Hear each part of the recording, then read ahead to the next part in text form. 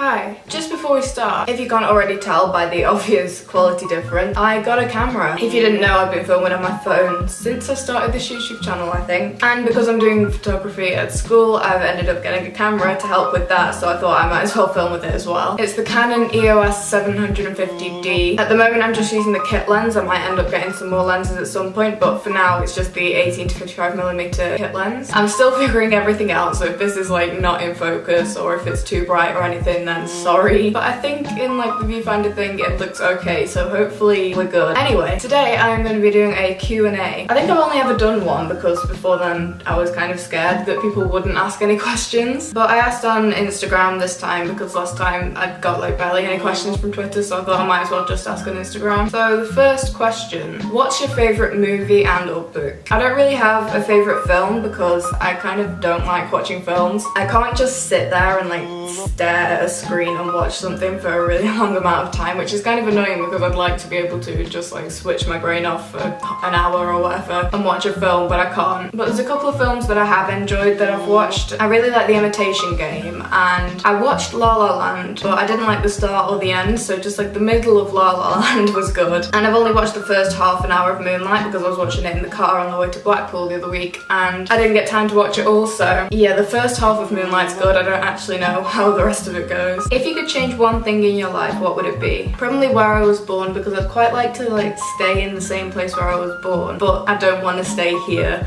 If I was born in like New York or something, that would be great, because then you've got like everyone you know there, but it's also a really cool place. If you could be any Disney character, who would you be? Probably Pascal from Tangled, like the little chameleon that sits on Rapunzel's shoulder. I just think he's so funny and cute. I mean, I did when I was like 8. I haven't watched Tangled in ages, but he's probably one of my favourite Disney characters. I really like the sort of side characters that are really funny, and the films wouldn't be the same without them, but they're not like essential characters, so he's probably my favourite. I'd like to be him. What's your favourite feature of yourself and why? A lot of people say that I'm like really patient. I'm not really very patient at all, especially not with people, but I think it's because I'm such a perfectionist, so when I'm drawing and stuff, everything has to be perfect, which is why I spend so long on the details and stuff without getting annoyed or anything, because I get annoyed if they're not perfect, but I don't get annoyed if I have to spend loads of time making them perfect, if that makes sense. So I quite like that I'm a perfectionist. If you could have any accent in the world, what would it be? Probably just my accent, because it's kind of just normal. I used to really want to have an American accent. Like when I was about 7, I thought that it was impossible to be cool or funny if you didn't have an American accent. What's your favourite and least favourite things to draw? My favourite is people, as in like people from here upwards, ignore the clothes. So like skin and eyes and facial details and hair as well. I think it's because I've already got the colour schemes sorted out before I start with a lot of it, if the lighting's like normal. Because the most boring thing in art, if you ask me, is figuring out colour schemes. I hate doing it so much. So I like drawing people, but I hate drawing fabrics and textures that are like really repetitive. Mesh is a nightmare to draw. I have to draw mesh in like t-shirts and caps and stuff sometimes, and it's, oh, I hate it so much. And wool and like any fabric that you can't get away with just doing like the folds in it and you have to do some sort of texture on, it's just, I hate doing them. What's one weird fact about you? My eyes are like a really specific colour that people see them as different colours, if that makes sense. I'm not even convinced this is true. I think it might just be my friends making a joke on me because I don't see how it could happen. But apparently, if people look at my eyes and like imagine they're brown or they're blue or they're green, they are those colours, if that makes sense. Somehow in a conversation with someone once, it got onto the topic of colour changing eyes. Don't ask how, because I don't remember. And I was like, yeah, imagine if I could just be like, now my eyes are blue and now they're green, and my friend was kind of just like, well, that actually worked. So I don't know if it's just a long-running prank on me, but apparently people can see my eyes as different colours if they kind of try to. I don't know. What made you do art and who was your inspiration? I don't really think anything made me do art in that way, because I've always done drawing and painting and I've always been very creative since I was younger. But I think I properly got into art like a year and a half ago and like started doing an hour a day at least and practicing all the time and actually making decent things and drawing from references rather than just drawing a person. That was about a year and a half ago, and I don't really remember what made me start doing that. I don't think there was anyone who inspired me, like any one person. Yeah, I'm not sure. I've just always done it. I can't really remember. I don't think it happened overnight, the whole going from just drawing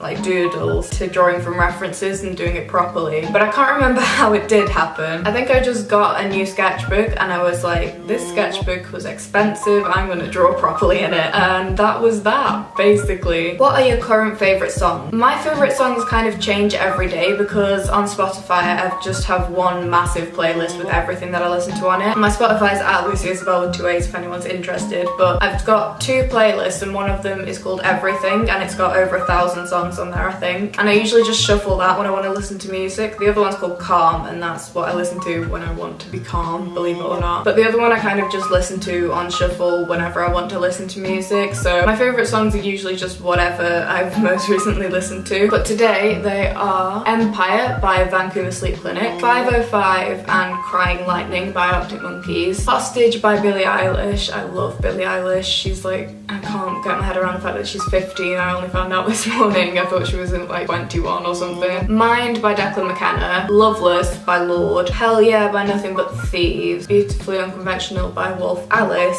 and Holocene by Bon Iver or Bon Iver or however you say it. I also have a few favourite albums because if I don't listen to that playlist I just listen to albums on shuffle, and at the moment I've been listening to Melodrama by Lorde a lot, Broken Machine by Nothing But Thieves, Revival by Vancouver Sleep Clinic, Good For You by Amin or Amine or something like that, which isn't the type of music that I usually listen to but I actually really like it, Just the Beginning by Grace Vanderwall, Favourite Worst Nightmare by Arctic Monkeys, and Vision of a Life by Wolf Alice, Don't Smile At Me by Billie Eilish, and What Do You Think About the Car by Declan McKenna. I'm just listing like everything on my Spotify. You might as well just go and look at it if you want to know, but that's a few of them. Which would you most like to be, a famous YouTuber or famous photographer? 100% photographer. With YouTube, for me, a lot of my videos are just me talking about things or me doing things. It's like an online representation of me, if that makes sense. So if you get criticised on YouTube, which being a famous YouTuber you would get criticised, all of the bad stuff people are saying, whether it's constructive or whether it's just like attacking you, it's all about you as a person, and I don't think I would be able to handle that if I was like a famous YouTuber. And also with being a YouTuber you get the whole fame thing where people are stopping you in the streets and following you places and stuff like that, which I don't want. Whereas if you're a photographer you wouldn't get that because people wouldn't come up to you in the street and be like, you're the photographer who did that Vogue cover, because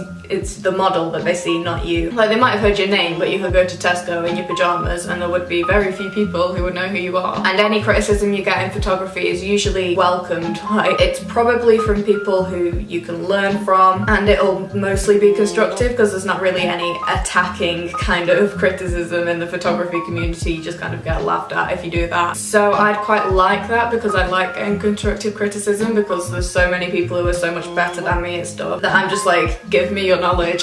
So yeah, definitely photographer. Also it's just like the ideal job for me. I love working with cameras and stuff, so if I could be a famous photographer I would be very happy. Whereas YouTuber, I really don't know if I'd like that or not. I like it now. Like if someone stopped me in the street now I would be happy because it's not all the time, and I like having a little community and I wouldn't mind getting a bit bigger, but if it got to the point where I couldn't go outside without knowing that I would see someone who watches my videos, I don't think I'd like that. If you were stuck on a desert island and could only take 3 YouTubers and 3 objects to help you survive, who and what would you take? Realistically, if I'm stuck on a desert island, I'm not going to survive very long whoever I take. So I might as well take other people who could do without being on the YouTube community. So probably Sam Pepper, Jason from V1I, and Anithium. In terms of objects, probably like my art stuff, my camera, and I don't even know, I'm not gonna live very long anyway. What weird food combinations do you really enjoy? I don't know how weird this is. I've actually just eaten one like half an hour ago. Chicken nugget bagels are